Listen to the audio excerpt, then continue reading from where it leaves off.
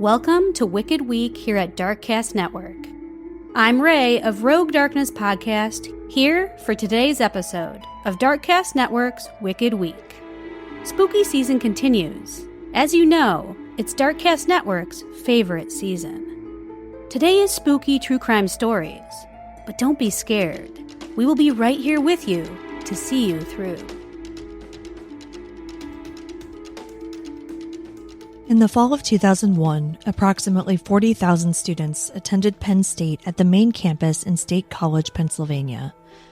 On Halloween, thousands of them donned costumes and went to celebrate with friends at bars, clubs, and off-campus apartments. Hyun Jong Cindy Song was one of these students. The 21-year-old integrative arts major was set to graduate the following spring and usually didn't party during the week. But even though it was a Wednesday, it was also Halloween, so Cindy donned a bunny outfit and went clubbing with friends. By all accounts, she had a great night.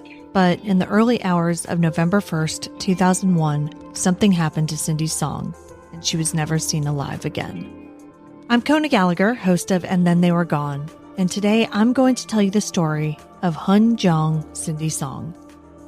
October 31st, 2001 was the first semester of Cindy's senior year at Penn State.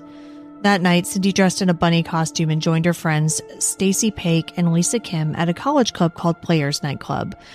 Cindy and her friends stayed until around 2 a.m., at which point they went back to a friend's apartment and played video games. At 4 a.m., Stacy drove Cindy home. She dropped her off, but didn't stay to make sure Cindy made it inside. Remember, this is 2001, before the age of social media and constant connection. Cindy was a full-time student with 2 jobs, and she lived in an off-campus apartment. Not only that, but her parents were in South Korea, so presumably they didn't talk daily. So no one immediately thought anything was wrong when a few days passed without anybody hearing from her. But that Saturday, when Cindy didn't show up for a shift at a local Korean restaurant, people started to realize that something was wrong. That day, friends called police and reported Cindy missing. Unfortunately, as we often see in the case of missing adults, Ferguson Township Police didn't seem to initially take the report very seriously. Because it was the weekend when she was reported missing, the report went to patrol and didn't even land on a detective's desk until that Monday. When I first started researching this case and saw that Stacy didn't wait to see if Cindy made it safely inside, my immediate thought was, all right, well, somebody snatched her. But when her friends and police actually went through her apartment, they found evidence that Cindy did, in fact, make it inside. Cindy had been wearing false eyelashes as part of her costume, and when police searched her apartment on Monday, November 5th, they found those on her bathroom sink.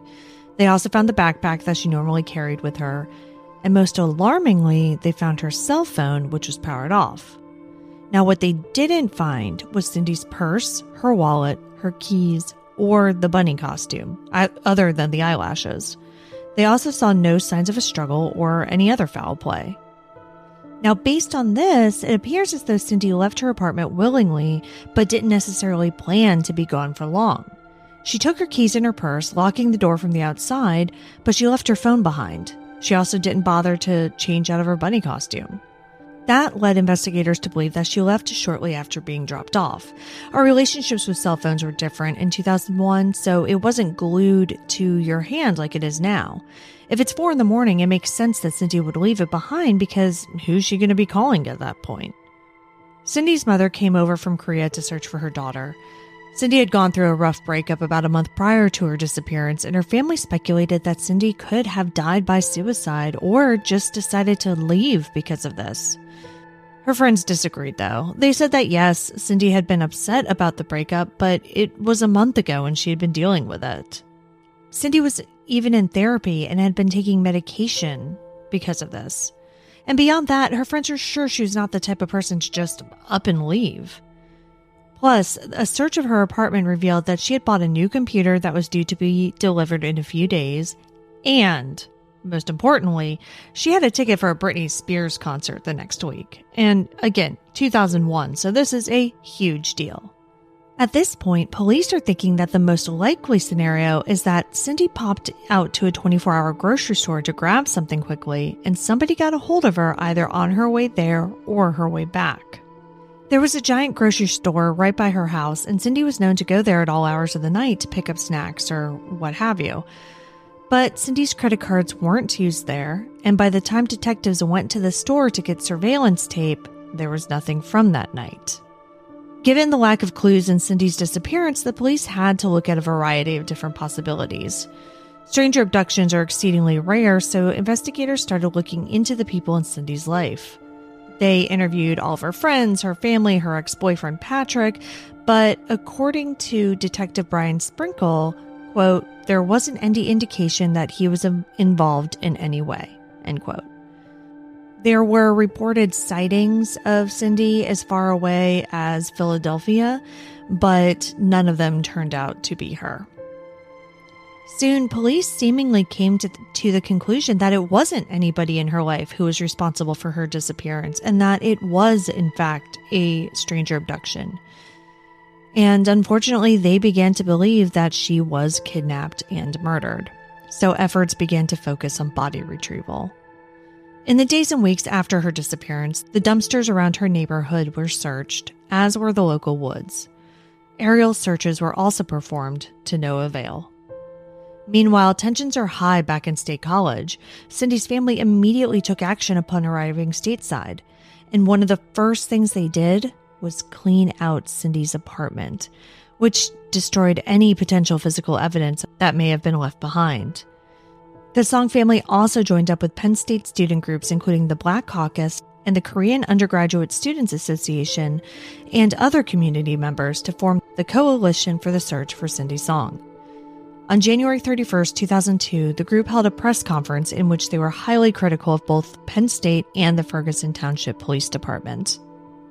According to an article in the Daily Collegian, the Song family spokesperson, Jim Hahn, said at the press conference, quote, words cannot begin to express the agony the Song family has felt since the disappearance of their daughter.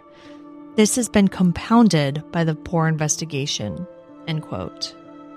Cindy's mother, Bonsoon, was so upset with the way Ferguson Township was handling the investigation that she delivered a petition to the governor's office in Harrisburg with 15,000 signatures demanding that state police take over the investigation full time. In a move that seems a little retaliatory, Detective Brian Sprinkle and Ferguson Township Police stopped communicating with the Song family. He claims that this decision was made, quote, for Cindy's sake in the case and not the family, adding, quote, we pretty much cut them off, end quote. And just to give you a little more context on the contentious relationship between the Song family and the police tasked with finding Cindy, Detective Sprinkle said of the family, quote, it's a cultural thing. I mean, they were upset and frustrated. They didn't understand how things worked here in the U.S., end quote. The next year, Cindy's story was featured in Unsolved Mysteries. Many tips were called in, but unfortunately, none of them led to Cindy. But then in 2003, her story took a much darker path. In June of that year, 5 bodies were found on the Wilkes-Barre property of a man named Hugo Selensky. Another man named Paul Weekly, who was alleged to be Selensky's accomplice, told police that Selensky had bragged about killing over 20 people, and one of them was Cindy Song. Investigators from Ferguson Township went up to interview Weekly, who claimed that Selensky, a convicted bank robber, and a friend, pharmacist Michael Jason Kurkowski Jr., had been in State College the night Cindy disappeared. Weekly said that Selensky and Kurkowski saw Cindy walking alone in her bunny costume, mistook her for a prostitute, and kidnapped her. According to Weekly, the pair drove her 200 miles back to Selensky's property in Wilkes-Barre and held her captive for several days while assaulting her before finally murdering her. Weekly even said that they kept Cindy's bunny ears as a souvenir. Nearly 2 years after Cindy's disappearance, investigators felt that they were finally getting somewhere. While everyone was hopeful that this lead would give a resolution to Cindy's story, it just wasn't meant to be. 4 of the 5 bodies were identified, but the one unidentified body was ruled out to be Cindy. Later, as authorities investigated Weekly further, they found evidence on his computer that he had done searches on Cindy Song's case. Without a body or any other evidence linking Selensky to Cindy's disappearance, police eventually discounted Weekly's story. Though these bodies were found in 2003, Hugo Selinski wasn't convicted of murdering Michael Kurkowski and his girlfriend Tammy Fassett until 2015, though Selinski was convicted of lesser charges related to the bodies of 2 local drug dealers that were also found on his property. But here's where things get extra spooky. Selinski's original lawyer and a private investigator were charged with witness intimidation and bribery. During this, a reporter for the Morning Call dug up the grand jury findings from this case and found this on page 1. Quote, authorities have linked the discovery of approximately a dozen deceased/destroyed human bodies at a Luzerne County residence to Selinski. Then, on page 5, it says, Luzerne County authorities believe that Selinski was directly involved in the murder of approximately 12 human beings found burned and buried in a pit in his backyard. End quote. This was in 2015, and to this day, these other bodies have never been identified. Cindy Song remains missing. If you'd like to hear more stories of unsolved missing persons, be sure to subscribe to And Then They Were Gone. Hi, my name is Jasmine Castillo, and I'm the host of Hands Off My podcast, ethically covering true crime stories of people of color and the queer community. Today I will talk about the story of the pregnant woman murder case in Japan. On March 18, 1988, at the end of this Showa era, a brutal homicide that shocked Japan occurred in the Nakagawa district of Nagoya. It was called the Nagoya Pregnant Woman Ripper Murder Case. This is a bizarre murder case that occurred in an apartment in Tomitacho, Nakagawa-ku, Nagoya Aichi Prefecture, Japan. And in this apartment lived a 27-year-old Mitsuko, her 31-year-old husband Yasuo Moriya. The young couple also had a 2-year-old son. They were married for 4 years at this time and were eagerly awaiting their soon-to-be-born baby when tragedy strikes. Mitsuko quit her job at the time that she acknowledged that she was pregnant. Mitsuko joined a product direct sales company that she could work remotely while she was pregnant at home. Mitsuko would sell household goods and other goods by contacting nearby housewives, etc., and earn a little money in return. She was to give birth on March 5th, which was 5 days before the incident, but she never went into labor, even after her due date. Yasuo was concerned about his wife's physical condition and often called her while he was at work just to check if her condition had changed. And because of her working remotely, Mitsuko made friends with many housewives nearby, and oftentimes after her husband leaves for work, they often visited and dropped by. On the morning of March 18th, Mitsuko went to the hospital for a birth check. Yasuo made a call at around 13:10 on the day of the incident, and she told her husband that Mako Tamura had just visited and left. Yasuo mentioned that Mitsuko sounded very emotional, and the checkup results was very good. They chatted for a few words and quickly hung up the phone. Japanese apartments are densely populated, and Mitsuko doesn't go out often. Residents nearby paid attention to the appearance of her going out and provided testimony to the police. At about 2:30 p.m., according to memories, a resident saw a red car parked in front of the apartment that was not turned off. A person sitting in the driver's seat was vaguely visible, but he did not see what he looked like. About 10 minutes past 3 o'clock, some citizens passing by reported seeing a man of medium build and an unremembered face. He ran out of the outer staircase on the second floor of the apartment and left the neighborhood. At about 3:20 p.m., another resident on the first floor of the apartment reported that she was at home and heard the doorknob seem to be moving. So she walked to the door and suddenly the doorbell rang. When she opened the door, she found a man with a round face, dressed in a suit and holding a briefcase. The man looking to be about 30 years old. The man asked, "Do you know where Mr. Nakamura's home is?" But there was no one with the surname Nakamura in the apartment. So the residents on the first floor answered that they didn't know, and saw the man turn and leave. At 1850, Yasuo called Mitsuko one last time before leaving the office, but there was no answer. He waited for more than a dozen rings before giving up and taking his bag to head home. Yasuo was puzzled by the strange circumstances when he returned home. He noticed that the front door of his house was unlocked, and there was no electricity in the room. Despite being suspicious, he changed into a robe for comfort. Suddenly, he heard a faint cry coming from the back of the room. He found his wife lying in a pool of her own blood, with a wire wrapped around her neck. Beside her was their infant, still attached to his mother by the umbilical cord. Yasuo was in a state of panic as he realized the phone at home was missing. He quickly knocked on his neighbor's door and asked for help. His neighbor, seeing the dire attention, the police car and ambulance arrived quickly, and Mitsuko and infant were transported to Nagoya Kusakai Hospital. However, Mitsuko was confirmed dead shortly after. Luckily, thanks to a blood transfusion from the grandfather and the diligent operation at the hospital, the infant daughter survives and was later discharged on April 2nd, about 2 weeks after the incident. The Aichi Prefectural Police set up a special investigation headquarters and had sent more than 40,000 investigators to desperately search for the culprit. However, in 1988, when there was a lack of surveillance, the police received more than 500 clues. After constant visits and investigations, most of these are actually fake news forged to gain media, interviews, and attention, which has brought great difficulties to the police in detection. In the later forensic autopsy reports, Mitsuko was strangled by a nylon rope, or in some articles identified as a kotatsu electric cord. A kotatsu is a low wooden table frame covered by a futon or heavy blanket upon which a tabletop sits, and underneath is a heat source. Mitsuko's hands were tied behind her back.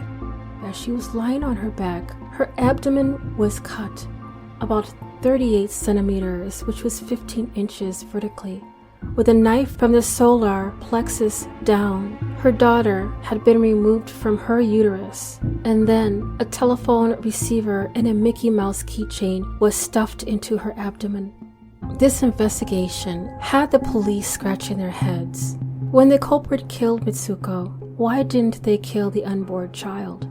If the child was crying, you would think it would cause more attention. Also, why was the phone receiver and a Mickey Mouse keychain stuffed into her abdomen? This is one of the biggest mysteries of the Nagoya pregnant woman Ripper murder case. The Mickey Mouse keychain was a keychain that had the keys to the victim's husband's private car. And on the day of the incident, he was not using that car, so the car keys were at home. And of course, Yasuo was the first suspected perpetrator. On the motive of committing the crime, the police received two very different feedbacks. On one hand, the residents said that Mitsuko's due date was approaching. Yasuo was in a good mood, and they were getting along very happily. And on the other hand, other residents of the apartment said that they often heard the couple quarreling, that Yasuo was very opposed to the quote-unquote carrying good business carried out by his wife Mitsuko. However, from the results of the judicial autopsy, it was found that the time of the crime was between 3 and 4 o'clock, and it was confirmed that Yasuo was working at the time, and so he was ruled out. And based on the text provided, it is unlikely that the perpetrator of this crime had any medical knowledge. The fact that they cut the victim's stomach vertically and from the bottom to top suggests that they did not have a clear understanding of how cesarean sections are performed. Furthermore, cutting a 15-inch at once would be an extreme measure even in urgent cases, further indicating a lack of medical experience. And according to Toshifumi Ishii, a member of the Research Institute for Intractable Diseases, Tokyo Medical and Dental University, the reason is that they thought that, quote, handset equals placenta, telephone cord equals umbilical cord, and Mickey Mouse keychain equals fetus. The perpetrator of the crime may have had mixed emotions. On one hand, they were likely calm in order to be able to hide the phone and car keys in the stomach with precision and efficiency. On the other hand, they may have been afraid that their actions would be discovered, which is why they took measures to buy time by hiding these items. This suggests that the perpetrator was both confident and fearful at the same time.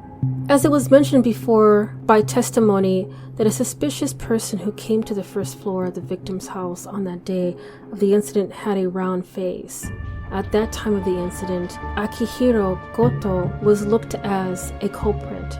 At the time of the incident, Akihiro was 24 years old, and also, according to local news media channel, Akihiro has a round face. Akihiro Goto has had 4 incidents since 2000. He was arrested on suspicion of murdering Le Di Li after his DNA was detected on the skeletal body. He also had an image on his phone of Le Li's body. He was a convenience store colleague of the victim, Mayumi Nagase. Furthermore, there was evidence that suggests that Akihiro Goto may be a, quote, pervert who gets excited about playing with corpses, end quote. From these facts, there is a theory that the truth of Mitsuko's murder case is that it was committed by Akihiro Goto. In 2013, Akihiro Goto was sentenced to life imprisonment for murder and 20 years in prison for manslaughter. He is still in prison for life. And regardless, Akihiro never confessed to the Nagoya pregnant women raping murder case. By midnight on March 2003, the statute of limitations for persecution expired and remains an unsolved case despite a desperate investigation by the police. Therefore, the truth is in the dark. In other words, even if the perpetrator is known now, he cannot be arrested or charged with a crime unless there is a reason such as the criminal having been abroad for a long time. The Nagoya pregnant ripper murder case has come back into the spotlight because it was the source of the Netflix original series, The Grudge, House of Curses. It is very frightening to think that the perpetrator of such a bizarre incident has not yet been caught, and that he may be living somewhere in this society. Good evening, listener. My name is DJ, and I'm the host of the Mythical True Crime Podcast. I cover captivating tales of true crime, legends, and unsolved mysteries from the realms of mythology and reality. Uncover the dark true tales of modern legends with our spoken narratives that blend history, crime, and the supernatural. Tonight's story involves a young man named Yoshiro Hattori, who was born in the Aichi Prefecture in Japan, the second of the 3 children, Yamachi Hatiro, an engineer, and his wife Miko Hattori. He was 16 years old and went to the Baton Rouge, Louisiana school in August 1992 as part of an American Field Service student exchange program. He also had received a scholarship from the Merida Foundation for his trip.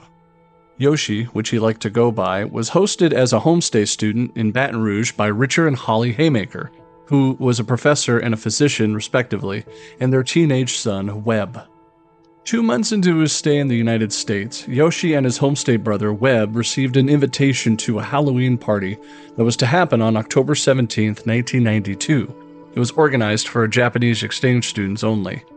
Yoshi went dressed in a white tuxedo in imitation of John Travolta's character in the film Saturday Night Fever. At around 8 p.m., Webb and Yoshi drove to the neighborhood in East Baton Rouge Parish, where the party was supposed to be held. The 2 youths mistook the residence of Rodney Pears, a 30-year-old supermarket butcher, and his wife Bonnie, for their intended destination due to the similarity of the address and the Halloween decorations on the outside of the home. Yoshi and Webb walked up to the front door's house and rang the doorbell. No one came to the front door, but Bonnie had opened the side door letting into the carport and saw that Webb was standing a few yards away. Webb was wearing a neck brace due to an injury and bandages as part of his Halloween costume. He attempted to address Bonnie, but later she testified, saying that she panicked when Yoshi appeared from around the corner and moved briskly towards her. She slammed the door and told her husband Rodney to get his gun. Now outside, Webb inferred that he and Yoshi had come to the wrong house. They were preparing to return to their car when Rodney opened the carport door armed with a .44 Magnum revolver. Yoshi stepped back towards Rodney, saying, "We're here just for the party." Rodney pointed the gun at him and yelled, "Freeze." Webb caught sight of the firearm and shouted warning to Yoshi. But Yoshi had limited English and was not wearing his contact lenses that evening, so it was possible that he didn't understand Rodney's command to freeze, and he did not see the weapon, or he might not even thought that it was just some Halloween prank. Yoshi was holding a camera, which Rodney mistook for a weapon. And when Yoshi continued moving towards Rodney, Rodney fired his gun at him at a distance of about 5 feet, hitting him in the chest and retreating back inside of his house. Webb ran into the home next door for help, returning with the neighbor to find Yoshi badly wounded and lying on his back. Rodney did not come out of the house until the police arrived about 40 minutes later after the shooting. Bonnie shouted to the neighbors to, quote, "Go away," when the neighbors called for help. The shot pierced the upper and lower lobes of Yoshi's left lung and exited through the area of the 7th rib. He died in the ambulance minutes later from blood loss. Now, initially, the Baton Rouge Police Department quickly questioned the release of Rodney and declined to charge him with any crime because, quote, in their view, Rodney had been within his rights to shoot the trespasser. Only after the Louisiana governor, Edwin Edwards, and the Japanese consul of New Orleans protested that Rodney be charged with manslaughter. Now, Rodney's defense said that his claim that Yoshi was extremely unusual manner of moving, as any reasonable person would find it, quote, scary. It emphasized that Rodney was just an average Joe, a man just like the jury members' neighbors, a man who liked sugar in his grits. At trial, Rodney testified that the moment just before the shooting, this is his quote, "It was a person coming from behind the car, moving real fast. At that point, I pointed the gun, hollered, 'Freeze!' The person kept coming towards me, moving very erratically. At that time, I hollered for him to stop. He didn't. He kept moving forward.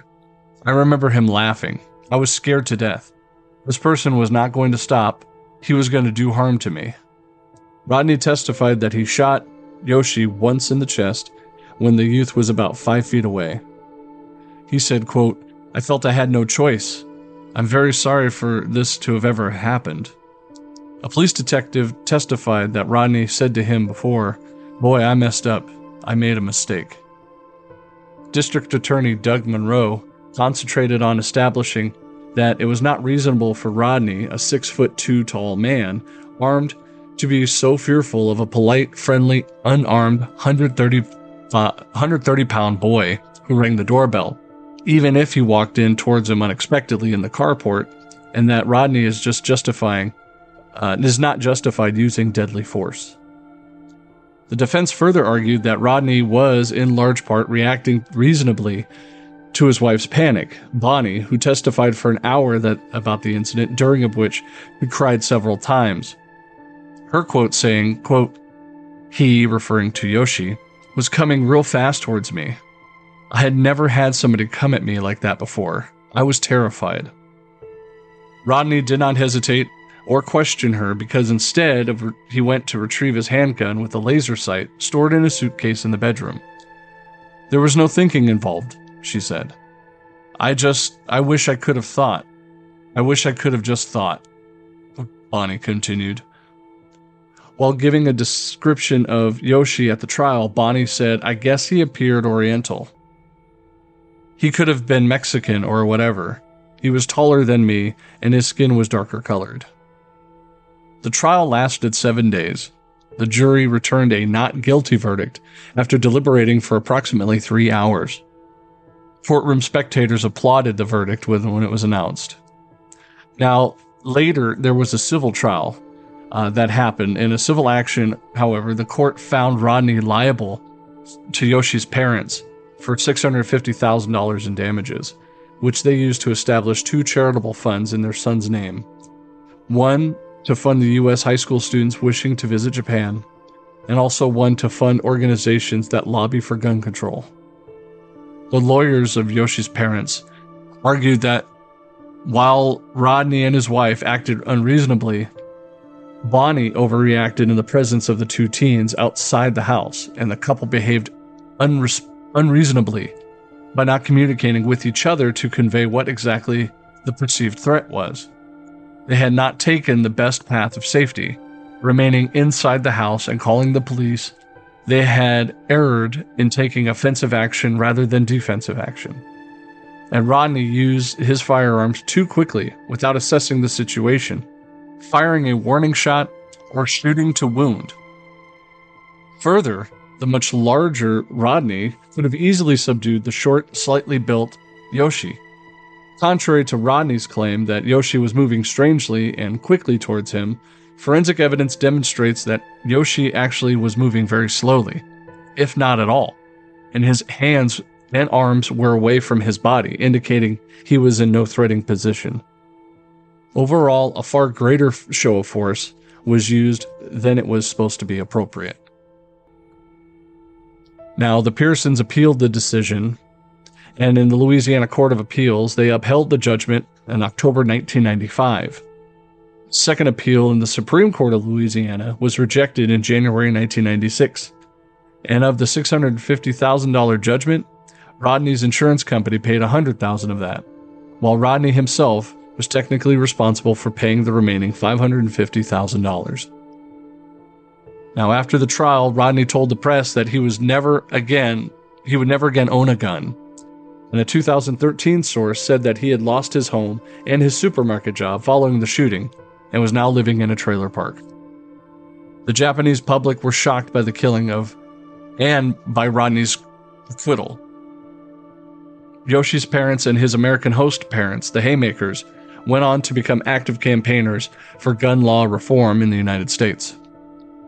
In November 1993, they met with President Bill Clinton, who was presented with a petition signed by 1.7 million Japanese citizens urging stronger gun control. A petition signed by 120,000 American citizens was also presented to Congress. The Hattoris and the Haymakers lent their support to the Brady Bill, originally introduced in the House of Representatives in 1991, which mandated background checks and a 5-day waiting period for the purchase of firearms in the United States. It was signed into law by President Bill Clinton November 30th, 1993, as the Brady Handgun Violence Prevention Act. Now, according to Walter Mondale, the U.S. ambassador to Japan, who presented Yoshi's parents with a copy of the act December 3rd, 1993, Yoshi's death had, quote, a very definitive impact on passage of the Brady Bill. And the Hattori and Haymaker families remained active in gun control activism. In March 2018, following the Stoneman Douglas High School shooting, the Hattoris participated in the March for Our Lives and spoke with survivors. Following the killing, some argued that had Yoshi been white, Bonnie would not have reacted the way she did. The Haymakers started an interview, followed the trial, and that had Hattori been white, they believe that he never would have been killed, noting that Bonnie Pears said that she was first noticed that Hattori had darker colored skin than her. And in her testimony, she did define that he was a different race than her. Some in the Baton Rouge said that Bonnie was frightened because she believed that Yoshi was a light-skinned black man. Bonnie rejected notions that her reactions had been racially motivated, stating, "It was his fast movement towards the door that scared me, not the color of his skin." And in the court of public opinion, I say it was racially motivated. He overreacted. Her husband, not thinking, grabbed his gun and fired it at a perceived threat, taking the life of a young 16-year-old child. Put down in the comments what you think. And if you like this, I have many other stories, very similar, some dealing with the supernatural, some vaguely leading into the paranormal. Again, this is DJ with the Mythical True Crime Podcast, associate of the DarkCast network of indie podcasters. Hope you have a happy Halloween. Good night. Hey there, I'm CJ at Beyond the Rainbow, True Crimes of the LGBTQ+ podcast. The silent film era started around the 1900s and it continued on until almost the 1930s. That's when talkies, movies with sound and dialogue, took over between 1926 and 1930. But before that, silent film stars were gushed upon by their fans at the time. Charlie Chaplin, Lillian Gish, Mary Pickford, and Rudolph Valentino, they were some of the most well-known actors of the era. And though he was nowhere near as popular as silent film star Rudolph Valentino, Ramon Navarro had devastatingly good looks and leading man charm. He had a chiseled chin, great bone structure, dark wavy hair, intense eyes, and a heavy Mexican accent. But since he was a silent film actor, his accent did not interfere with his getting American roles. Ramon was a devout Catholic and gay, which was a huge point of inner conflict for him. As well, being an actor and openly gay would be instant career death during that time. So he chose to stay closeted, which would play a part in his untimely death.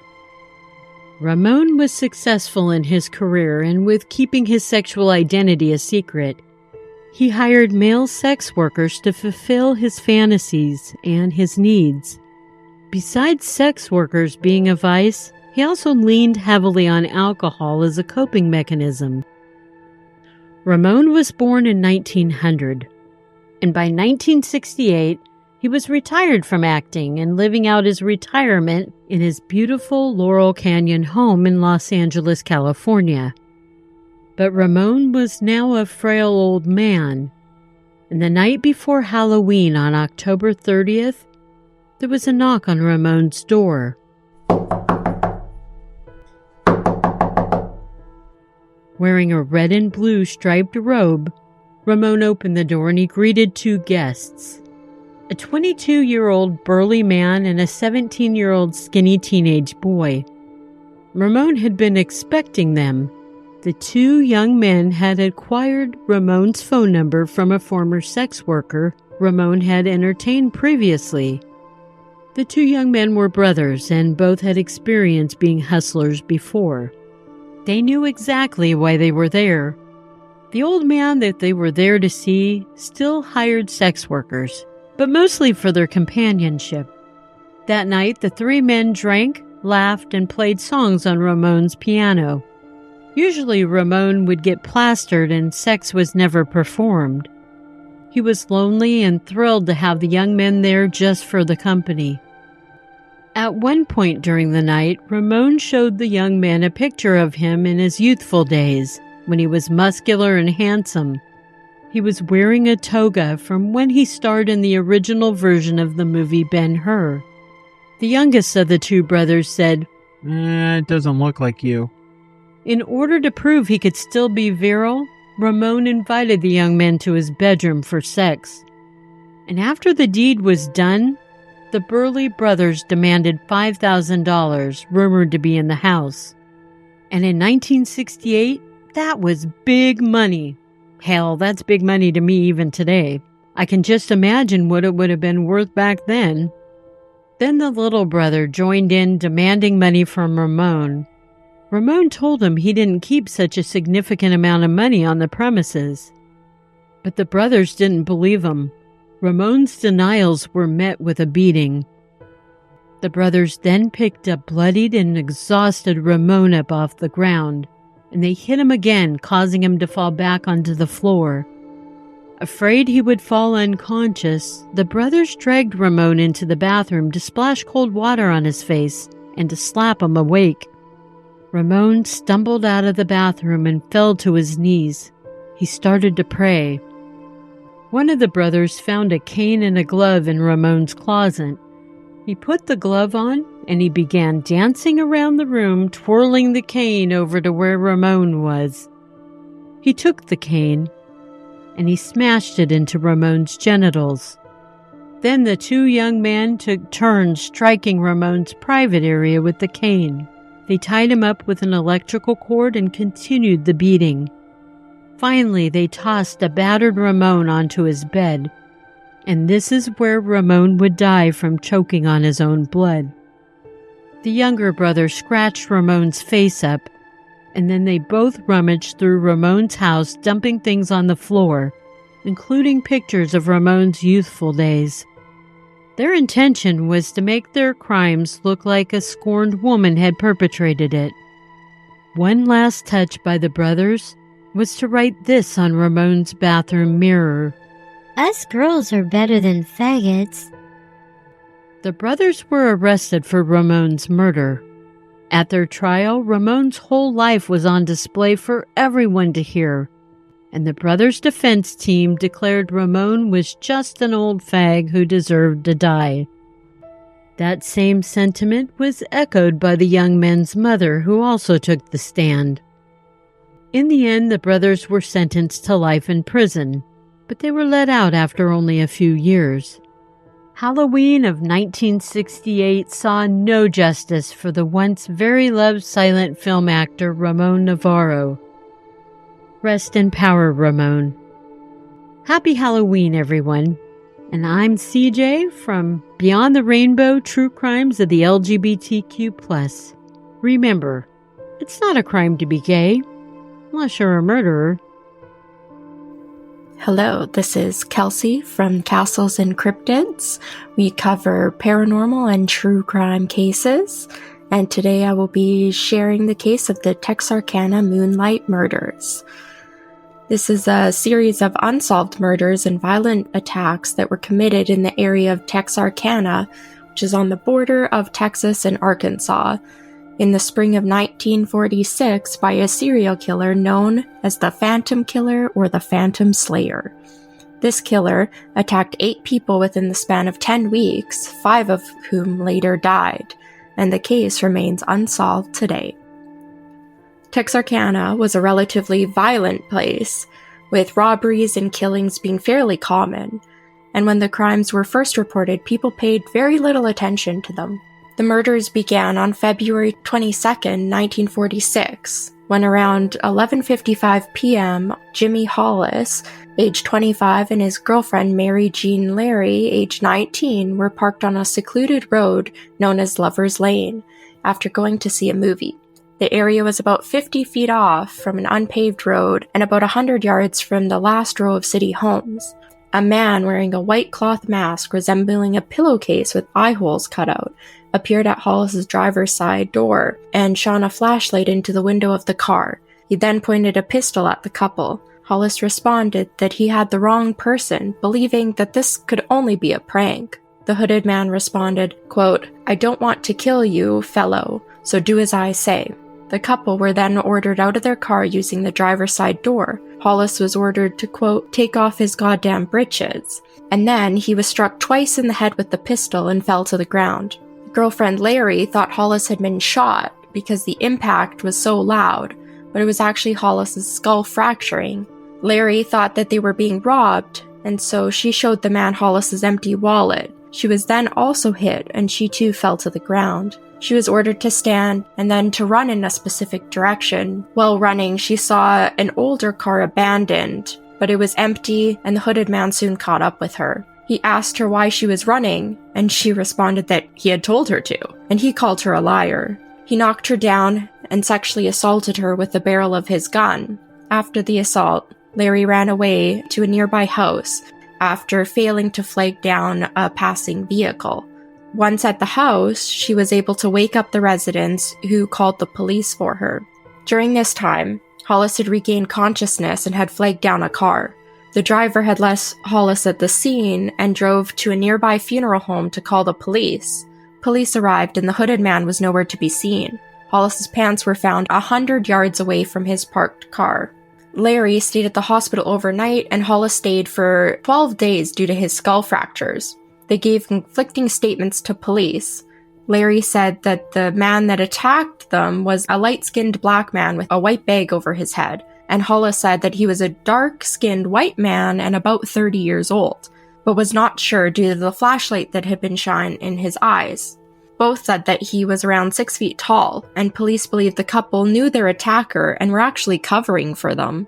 The next attack occurred on March 24, 1946, when Richard L. Griffin, 29, and his girlfriend Polly Ann Moore, 17, were found dead in Griffin's 1941 Oldsmobile sometime between 8:30 and 9 a.m. on a different lover's lane after having dinner with Griffin's sister the night before. Griffin was found between the front seats on his knees with his head resting on his crossed hands, and Moore was found in the back seat sprawled face down. Griffin had been shot twice while still in the car with his pants pockets turned inside out. Both had been shot once in the back of the head, and both were fully clothed. A blood-soaked patch of earth near the car suggested to police that they had been killed outside the car and placed back inside. Congealed blood was found covering the running board of the car, and it had flowed through the bottom of the car door. Rain during the night had unfortunately washed away any other evidence. A .32 caliber cartridge shell was also found at the scene, possibly shot from a Colt pistol that had been wrapped in a blanket. No sexual assault is believed to have taken place. Police continued their search, and the FBI soon became involved. Police even posted a $500 reward for a conviction, which instead led to over 100 false leads. The community believed that the attacks were isolated incidents and not related. The third attack occurred on April 13, 1964, when 15-year-old Betty Jo Booker was playing the saxophone with her band at their weekly gig at a club. At 1:30 a.m. on the 14th, her friend Paul Martin, age 17, came to pick her up. This is the last time they were seen alive. Martin's body was found around 6:30 a.m. lying on its side near the road, and blood was found on a nearby fence. He had been shot 4 times, once through the nose, through the ribs, through his right hand, and in the back of the head. Booker was found at 11:30 a.m. 2 miles away. She was fully clothed on her back with one hand in the pocket of her buttoned overcoat. She had been shot 2 times through the chest and the face, and had also been sexually assaulted. Martin's car was found nearby with the keys inside. Police do not know who was shot first, but both were involved in violent struggles. Booker's saxophone was found 6 months later in its leather case in bushes near where her body had been found. The community really started to panic now that 4 people were dead and 2 others had been attacked in just 2 months. When Ben went to work, women and children moved into the downtown hotel called Hotel Grimm. People also started setting up booby traps in their houses for protection. At the time, the reward was increased to over $1,700, and rumors were starting to spread about possible suspects. Police confirmed these rumors were false and that no one had ever been arrested. The name The Phantom came from the headline, "Phantom Killer Eludes Police." May 3rd, 1946, Virgil Starks, a 37-year-old farmer and welder, was attacked around 8:50 p.m. at his house 10 miles outside of Texarkana. Virgil was in his sitting room listening to the radio with a heating pad on his back. While his wife Katie, 36, was in their bedroom, she heard a sound from the backyard and yelled for Virgil to turn down the radio. Virgil was suddenly then shot twice in the back of the head through the closed double window. Katie didn't hear the shots, but she heard the clasp breaking. She went into the room and saw Virgil stand up and then slump back into the chair. She saw the gunshot wound in his head and ran to call the police. While trying to get to the phone, she was shot twice in the face from that same window that Virgil had been shot from. One bullet entered her right cheek and exited behind her left ear. The other entered below her lip, broke her jaw, and splintered multiple teeth before lodging under her tongue. She dropped to her knees, then was able to get to her feet and ran to get the pistol from their living room.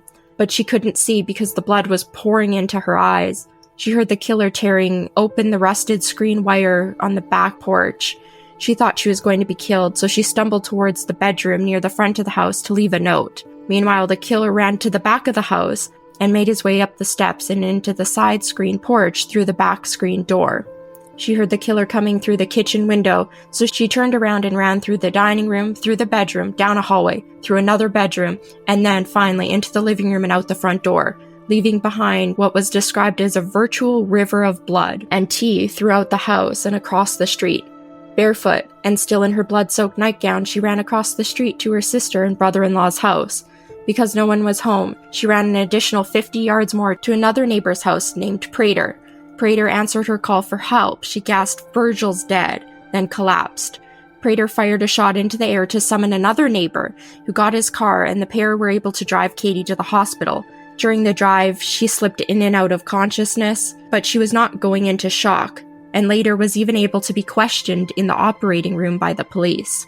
Due to the rising fear in the community, 20 to 30 police officers suddenly swarmed the farmhouse to gather evidence and question witnesses. When police arrived at the scene, reports say that the chair Virgil had been in was on fire because of the electric heating pad that had been on. The reports differ on whether his body was still in the chair or if it had slumped to the floor and had avoided getting burned. Investigators declared that after the killer shot Virgil, he waited patiently outside the window to shoot the wife, Katie. Some clues were found at the scene, including the bullet used, a .22 this time instead of a .32, as well as a semi-automatic gun being used. A flashlight found underneath the window, and bloody footprints were found around the house. Believed to be the Phantom again, police set up roadblocks and picked up several men in the area and brought them in for questioning. Bloodhounds were used to track the blood from the scene down to the highway, but the trail was lost. A flashlight that was found at the scene was sent to Washington, D.C. to the FBI. An unofficial theory for the motive among officers was that of a sex maniac, as large amounts of money in the home were not taken, nor was Katie's purse, which was laying on the bed. The title on the front page of the Texarkana Gazette on Sunday, May 5, 1946 read, "Sex Maniac Hunted in Murders."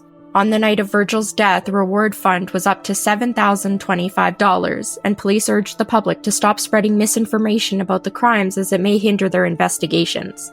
Reports from the FBI came back, and the flashlight that was found at the scene contained no fingerprints. Instead, they put a picture of the flashlight and a headline reading, "Have you seen this 2-cell flashlight?" in the newspaper, hoping to get information. Police then asked the public to report anyone who was out of place or had unknown whereabouts on the nights of any of the murders involved, and all rewards were combined to a total sum of $10,000.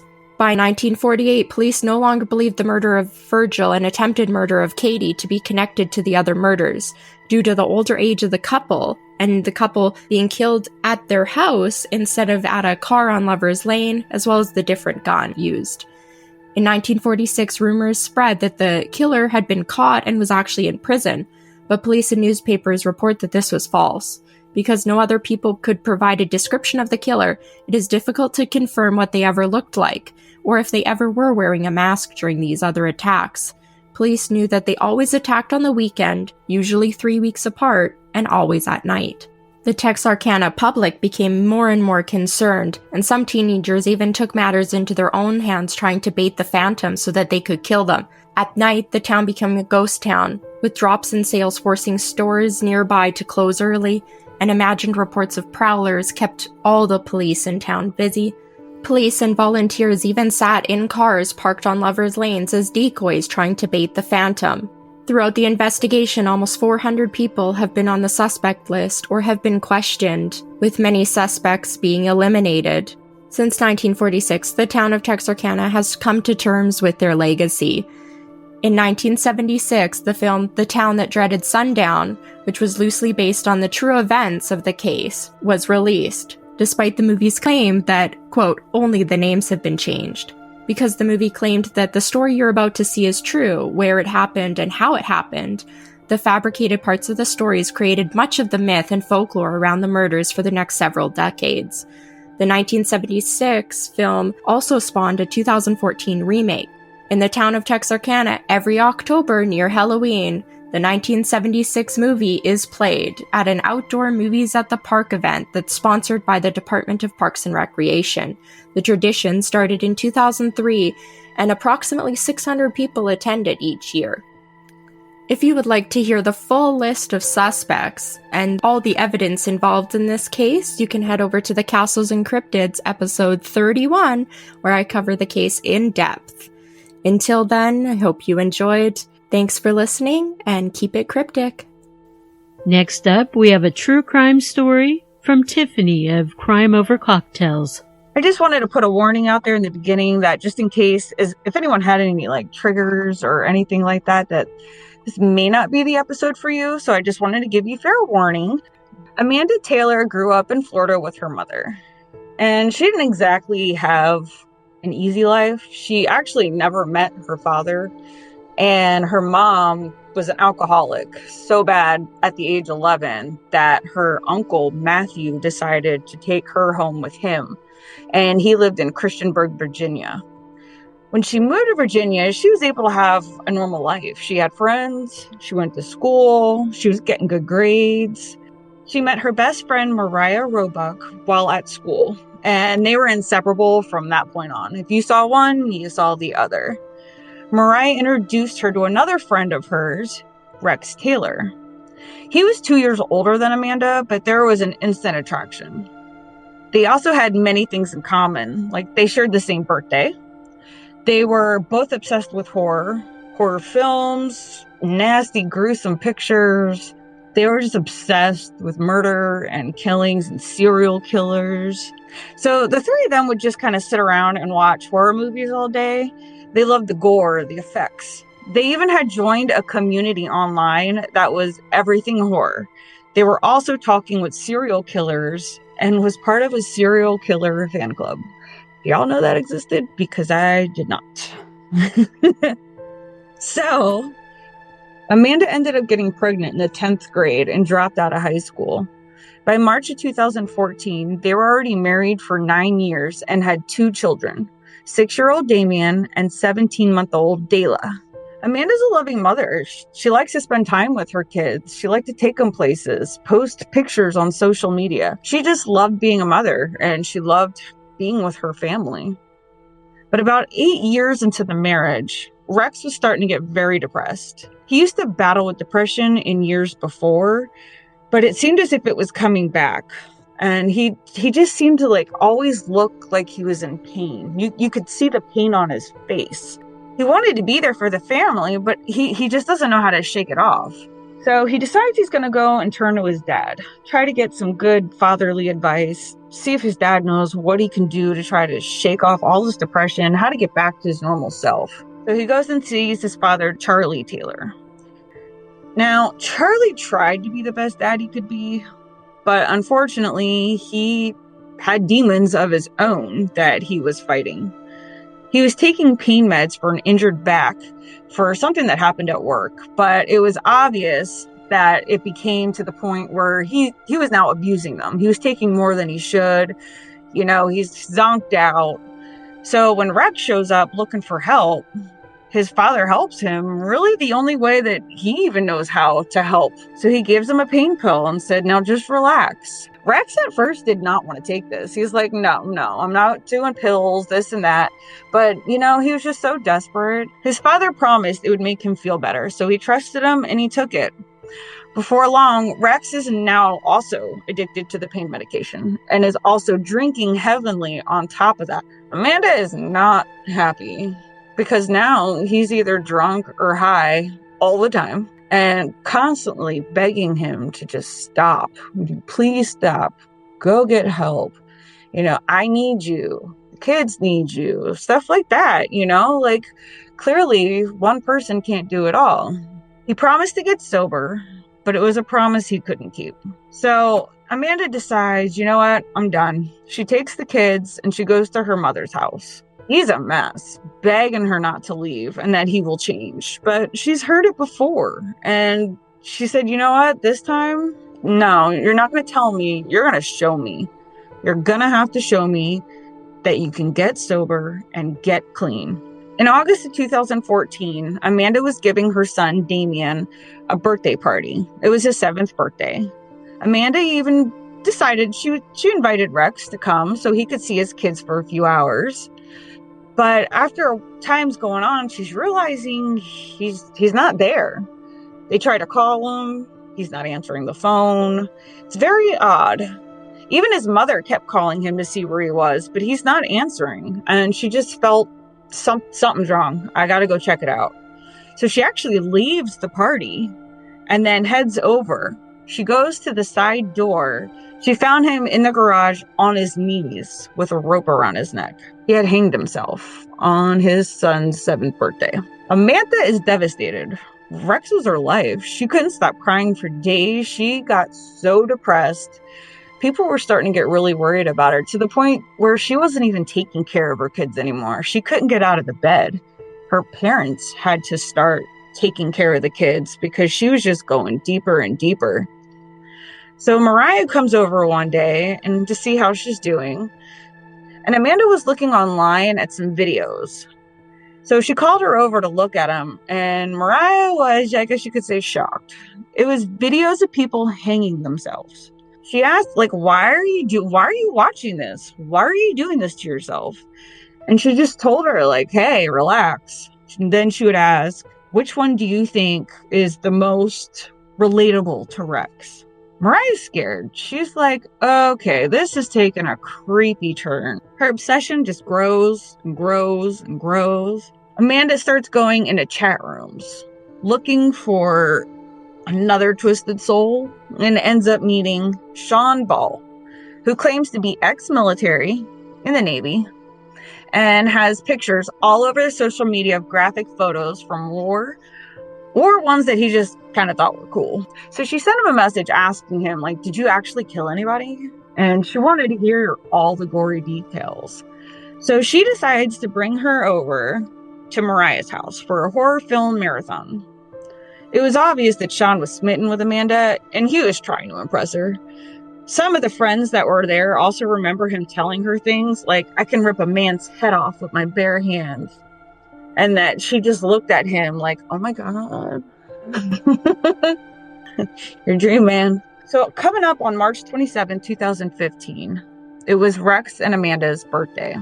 And this is the first one since his death. She told Mariah, I don't know if I can handle it. I'm not sure I can make it. And she's telling her, you can and you will. You're going to be fine. We're here. They go to his grave. And she just drops to her knees. She's crying. She's cleaning off the leaves on his grave. Just saying, like, I love you. And then she just snaps. She puts a knife that she had in her purse and puts it up to her throat. Screaming, I want to be with Rex. Why won't you let me be with him? Her friends are able to get the knife away from her, but they are all freaking terrified. They didn't understand how it went from like 0 to 100 real quick. I mean, I'm sure they knew she was going to be some kind of emotional, especially because she was drinking on the way there. But, they didn't expect her to do anything like that. And especially because when they went to try to get the knife from her, she started almost lash out back at them. So her uncle gets involved again and puts her in a 5-day program in Redford, Virginia under suicide watch. They will only release her to a responsible adult. Well, after 48 hours, she's ready to leave. And she tries to call Mariah. Mariah's like, nope. She calls her mom, begs her mom, nope. Calls her uncle, nope. So they all want her to stay and get the help that she needs. She needs to fight these demons that she's going through or she's never going to heal. But she knows there is one person that will come get her, Sean Ball. As soon as she takes off with Sean, she gets on her social media account and says, when this monster entered my brain, I will never know, but it's here to stay. They go to a hotel to try to figure out what's the next step. Amanda says, I want Charlie dead. He's the one who gave him the pills. If it wasn't for him, Rex would still be alive. Without any hesitation, Sean gets up and he said, I got this. Got the keys to his Jeep and took off. When he came back, he had a gun and more than the necessary amount of ammo. To her, like, this is her knight in shining armor. She got all excited. Let's go get him. So on April 5th, 2015, Amanda and Sean head over to Charlie's house. Charlie, of course, lets him in, and he's a bit of a mess. He's crying and tells them that he's been thinking about, hanging himself too, and that he doesn't want to be without him. I wanted to be a good daddy. Amanda slowly takes the knife, and as soon as it turned 3:27 p.m., she attacked him with the knife, stabbing him more than 30 times, and stole money out of his wallet, which only ended up being a few $100s. But turns out they were not alone in the house. Charles takes care of his disabled father. He is bedridden in the bedroom in the back of the house. When the cops arrive, they speak to the father, and he tells them that he recognized one of the people and that it was Amanda with an unknown male. When they try to trace Amanda's phone, they notice that she had removed the SIM card. That way that they can't track her location and she's untraceable. So then they head over to her socials to see what they can find out about her. And at first glance, it looks like she's a loving mom. There's a picture of her with the kids. And just as they're sitting there looking, a picture pops up with her and the biggest smile on her face while holding up a knife with blood running down it and Charles' dead body behind her in the picture. Captions read, "I truly love my kids, but this is for Rex." They end up in Gatlinburg, Tennessee at another hotel. Amanda wants to know how many rounds of ammo they have. And Sean's like, yeah, enough. And she's like, all right, I want to kill every man over the age of 60. She's out for blood now, and she did not have a care in the world. While they're there, police now know who she is, and they start to look at Sean's socials, and they are horrified by what they find. They find pictures of people getting raped, murder, decapitations. They even thought that this may end up worse than expected. They're not going to stop. They're going to become serial killers. Sean's starting to have second thoughts. You know, he was just doing this to win her over and impress her, but now she's trying to go all out. And even though he said he was down for all the bloodshed, I think he was really ready to call it quits after Charles. He kept telling her that they just need to lay low, but Amanda's mind was made up. She wasn't having it. I think Amanda could also feel that he was starting to back out. So she decides, let's go for a drive. And as they're driving, she's like, you know what? You're going to prove it to me. You're going to prove to me that you are in this with me, that we're in this together. So she eyes a jogger and says, I'm going to go get her and bring her back to the car. When I get here, you fucking shoot her in the face and we drive off. So she actually gets out of the car, runs after the jogger. Jogger starts heading back to the car. Sean backs out. So he won't even roll down the window. So the lady's like looking at him, and you have Amanda who's like probably glaring at him at this point. And the lady just like, okay, and walks away. Kind of random, but thank God, Sean, he backed out. But that had to be such an odd encounter. So now Amanda is pissed. She drives a little bit further and then pulls over. She walks around the Jeep, pulls Sean out onto the ground, and said, I used you for your car and guns, and I hope you die. And then she shoots him twice, gets in his Jeep, and fucking leaves him there. She is now alone and on the run. But while trying to get back home, she realized that she's lost. She has no clue where she's going. So instead of asking a stranger or going to a store, something, you're gonna love this, she calls the police. And she warns them that the answering officer better not even think about coming to look for her. You know, don't you dare come looking for me. So the officer decides to talk to her as if he's actually concerned for her. What, honey, let me bring you back home. Are you okay? What can I do for you? And it works. She told him, I'm lost and I need your help getting back to Virginia. So he works with her to try to figure out where she is, and then realizes she had made it all the way to North Carolina. So he's able to track down where she's at in North Carolina, and he sends officers to her location, and they take her into custody. They were able to retrace her steps and then found Sean's body, and he's actually still alive. He was shot in the jaw, which came out through the neck and into his shoulder. Back at the police station, after Amanda is in the interrogation room, I might want to redo that. Back at the police station, Amanda's in the interrogation room, and she makes a chilling statement. She tells them that, yeah, I killed him at 3:27 on purpose, since it was their birthday and it was symbolic to her. She said, ever since she's been watching all those horror films and looking at the pictures, she said that you could tell that people who took lives held power. And she wanted to have that power over Charlie's life. She recalled stabbing him and told them that she thinks she got him in the face and that Sean is the one who had the crowbar. Sean went to the hospital, was treated for his injuries, and then, of course, off to jail he went. He got 41 years, and Amanda received life without parole. Hi, this is Kelly. And this is Jenna. And you're listening to ODFM. This episode is One Disguise for Murder. Ooh. So with ODFM, we are a true crime and comedy podcast. Yes, if true crime and comedy had a baby. That would be ODFM. That had a podcast, a baby with a podcast. A baby you podcast. Would get our podcast. So.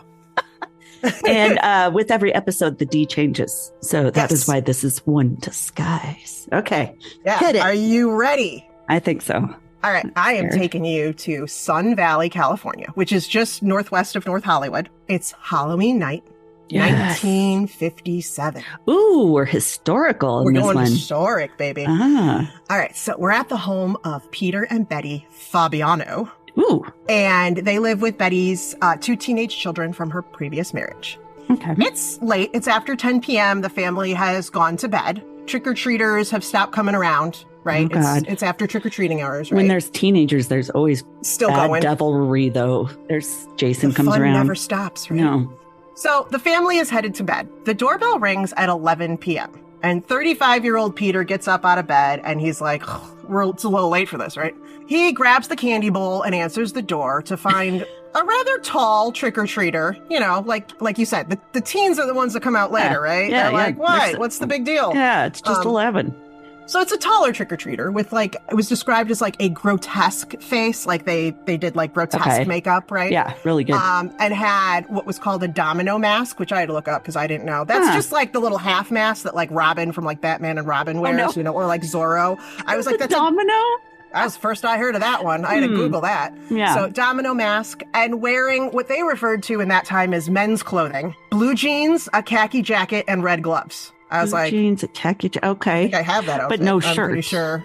No, So, maybe it was just zipped up. I don't know. No, I feel like it's coming into the 70s. He's like, yes, I'm ahead of my Gold time. chain holding, hanging down. Right. He answers the door and he kind of grumpily is like, it's a little late for this, isn't this? And a deep voice replies, no. And then a loud bang. Oh, God damn it. Turns out the paper bag that they were holding for collecting treats was really concealing a gun. He wanted all the treats. All the treats. Yeah. Wow. Right? That's rude. So Betty runs to the door to find Peter in a heap on the floor, bleeding out from a gunshot wound to his chest. Damn. Shooter has already fled. Betty's 15-year-old daughter, Judy Solomon, calls the police. Okay. Peter is rushed to Sun Valley Hospital and is pronounced dead. The press gets a hold of the story, and they dub it the trick-or-treat murder. Of course. Dun, dun, dun, right? It's very obvious. Right. This is 1957. So a local newspaper wrote this dramatic caption, "A murder as fantastic as the spirits of Halloween." That makes it sound great. Like, yeah, right. That's awesome. What? No. But yeah, that guy just didn't want the treats. He wanted something else. Yeah, right. There was one witness-ish, a teenager, and all they saw was a car speeding out of the neighborhood. Oh, so it wasn't really much to go on. Okay, so at least we know that. Yeah, there was no shell casing. Wonder if it fell in the bag. Oh. Right? That would be smart. Yeah. Because it doesn't sound like there was enough time to pick it up or find it or anything. Right, but and that would be a genius way to do that so that it... It said nothing was taken from the house, although they did not specify candy. Oh, the bowl could have still been taken. He might have still taken the bowl and ran off. Right. I mean, I get it. You know, this is why you can't just pass out the crappy candy or toothpaste. People get True. pissed. People get toothpaste? I've seen that. Floss. Right. That's so mean. I thought pencils and pennies were mean, but toothpaste. Yeah, toothpaste, right? Rude. Betty and her kids were left alone. So, and nothing was taken. So police were like, all right, this looks more like a mob hit, a gang thing. So Betty and Peter met in the 1940s. Betty was already divorced and a single mother at the time. Peter was a successful hairstylist because with a last name like Fabiano. I mean, yes. You could have your own hair product line. They got married while living in New York. And for the first few years, that's where they lived. And then they'd only moved to California about a year before the shooting happened, right? Okay. Peter owned and operated his own salon in Hollywood, and he did very well. He was very popular. Oh, so you get all the stars? Yeah. So, but there was nothing to show that he had any gang ties or mob ties. So it was like, well, that's a dead end. He just messed someone's hair up really badly. Really, really bad, right? Someone who was connected, right? Betty was sedated for several days after the murder because that's how they handled hysterical women. Hysterical women. She was upset because her husband just got murdered. So we'll just knock you out, honey. Yep. Right? We'll just knock you out. Exactly. So when Betty was finally conscious enough to be questioned, oh my God, she told police that she thought she heard two voices that night. One that was masculine and one that sounded like a man impersonating a woman. Oh, but nobody saw another person, right? But nobody saw another person, and she wasn't at the door. So they asked her if Peter had any enemies, and she gave them the name Joan Rabble. I thought you were going to say Joan Crawford. No, not Joan. Oh, yeah. You mess up her hair. It's like, oh, you are dead. Someone's getting taken out, right? No, Joan Rabble, who was born in Pennsylvania. She was a writer and a photographer, and she had been married, but after she was divorced, she came into Peter Fabiano's hair salon looking for work. Betty and Joan became fast friends, and when Betty and Peter started having marital problems, Betty moved out and stayed with Joan. Okay. And they got closer, like a lot closer. Oh. The two women had what was described in those days as an abnormal relationship. But you wouldn't think in Hollywood in those days that'd be that abnormal. I guess it was still underground, basically. It still wasn't spoken of, right? Okay. But ultimately, Betty decided she wanted to save her marriage, right? So the couple reconciled, but not before Betty admitted to Peter that she and Joan had been more than friends. Okay. Yeah, and he's not excited by this? He was less than thrilled. Oh, all right. But he was like, okay, cool, but promise never to see her again. Betty's I get like, it. Yeah. Okay, right? Okay. So, but now Joan has lost both Betty, who she was in love with, and she also just lost her job. Good point. So, right. So she's heartbroken and pissed off. Mm-hmm. Right. So police pick up Joan, but there's no evidence tying her to the murder. But she's the only one in this triangle. She's the only one who's got a grudge, right? Okay. But so they have to let her go.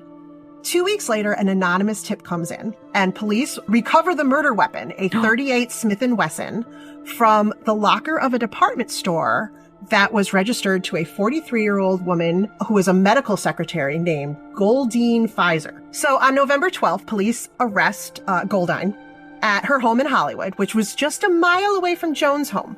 Oh, interesting. And she was happy to spill everything she knew and actually said it was a relief to get it off my mind. Well, at least she had a guilty conscience about it. Yes. All right.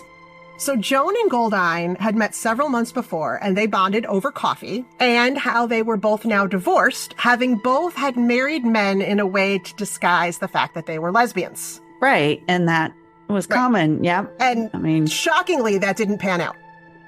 Right? Yeah. Like, you can't fake it till you make it with this right. stuff. So while Goldine was falling for Joan, Joan talked incessantly about her friend Betty, who was married to this man who was pure evil. Ouch. Right. Quote from Goldine was, "She told me that Mr. Fabiano was a vile, evil man, a man who destroyed everything around him. She told me that he mistreated his wife and that he was dealing narcotics." Wow. She's not pulling any punches. No, not at all. There was no proof of any of that, by the way. Oh, right. Joan also said that Peter hated her, and so her own life was in danger. Yeah, this is a dangerous man here, right? Feels a little manipulative. So the only solution, naturally, is that Peter's got to be taken out of the picture. Yeah, right? I mean, there's no other... What? We could move across the country? No. That's We've not an option. We've got to kill the person. That's the only option. So Joan gave Goldine the money to purchase a gun, which she did. Joan borrowed a car from a friend. And on Halloween night, she was the one who gave Goldine this quote-unquote men's clothing. She basically wasn't wearing a dress. And with the Robin mask. Gave her the Robin mask, gave her some creepy makeup, and then drove her to the Fabiano home. According to Goldine, after going to the door and shooting Peter, she runs back to the car. Joan thanked her. And then they sped off in the car. She also said that they both burned their clothing and returned the car to the friend. Then Joan told Goldine, "Forget you ever knew me." Well, wait, I didn't know I was going to be thrown out of this relationship. I know. What? She was like, wait, I thought we had a thing. Just killed someone for you, but okay. Wait, did I not prove my love? What? I just saved you, right? Wow. The next day, poor Goldine realizes, wait, I still have the gun. So not knowing what to do with it, she rented the storage locker at the department store and left the gun inside. She is obviously not the criminal mastermind. No. It's like Goldine, run to Mexico. Oh, no. Joan Rabble was arrested. Both women were charged with first-degree murder and pled not guilty. Their trial was set for late December, and a judge ordered them to be evaluated by 3 psychiatrists. Oh, geez. They're going to try to... I know, right? Okay.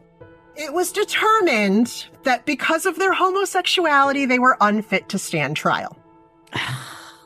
Okay, well, Okay. That's ridiculous. It absolutely. It was not that long ago. It's really sad. No. So during one of her evaluations, Goldine said, I had no motive personally. Whatever motive I had was to please Joan. I was always easily influenced, and I've always been impressionable and always trusting. Yeah. Although that's pretty self-aware for someone who's really gullible. Yeah. I know I'm how super gullible I am. gullible, but I can't get over the gullibility. Like, it just keeps hitting me. Oh, no. One psychiatrist wrote in his report on Goldine, the only thought she had was to save her friend Joan Rabble from an evil person. Uh-huh. She was saving him. She was doing something for her love. Yes. Yeah. Whatever.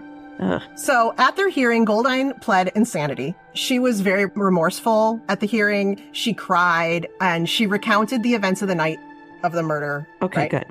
Joan, on the other hand, sat there either stone-faced or with a smirk. Oh, yeah, not doing herself any favors, right? Oh, Joni. She even smiled as she was being led out of the courtroom. Wow. Okay, well, that plays into the insanity. Right, exactly. Wow. Or, I know I can get out of this. Yeah. Whatever, I don't know. Both women ended up taking a plea deal for a reduced charge of second-degree murder. Wow. And they were sentenced to 5 years to life in prison. 5 to life. That's a big discrepancy right there. There's a big, right? Are they not expected to live very long? This isn't like the 1800s where I don't die know. at Maybe 40. because Oh, no. it's actually unclear how much time they served, but both were released on parole. They just don't know. They're like, I think they got out, but I'm not sure. I read 3 separate articles, and they know they got out, but no one could say definitively how long they were in prison. Bill, did you open the prison door again? Yeah, man. Right? Goldine Pizer stayed in the Los Angeles area. In 1971, she became an officer of the Miracle Mile chapter of the Professional Women's Club. Hey. She turned things around. Yeah. She died in 1998 at the age of 83. Joan Rabble essentially disappeared after being released. There is zero information on this woman once she was put in prison and then at some point got out, and then that's it. She went and joined the mob. She's like in Jersey somewhere. Right. She's got her manipulation skills. Betty Fabiano sold the salon and remarried in 1966. She passed away in 1999 in Palm Desert, California at the age of 81. There has been speculation that she was in on the plot to murder Peter, but there's no evidence. But it's interesting that she didn't go to the door, but she thought she knew how many people were there. True. It's a little fuzzy. Interesting. Right. Yeah. But then she never got back with Joan. No, anything, she never. so Well, no, Joan went undercover. True. I don't know. Joan disappeared into the mob. Joan Who disappeared. knows? We don't know what happened. So, anyways, that is the story of the scandalous lesbian love triangle turned Halloween murder of 1957. Dun, wow. dun, dun. That was good. Would you like to hear my sources? I would like to hear your sources. So, thevintagewomanmagazine.com. Oh, vintage woman. Don't we all wish to be a vintage woman? Right? It sounded glamorous. Truecrimeedition.com and Vice.com. Join us for more stories. Yeah. Find us at odfmpodcast.com. Thanks, DarkCast Network. Happy Halloween, everyone. Happy Halloween. Thank you for joining us for DarkCast Network's Wicked Week. Join us tomorrow to see what's brewing in the Witch's Cauldron. Spooky stories of witches. Once again, I'm Ray from Rogue Darkness Podcast, and this has been a DarkCast Network production, the best of dark indie podcasts.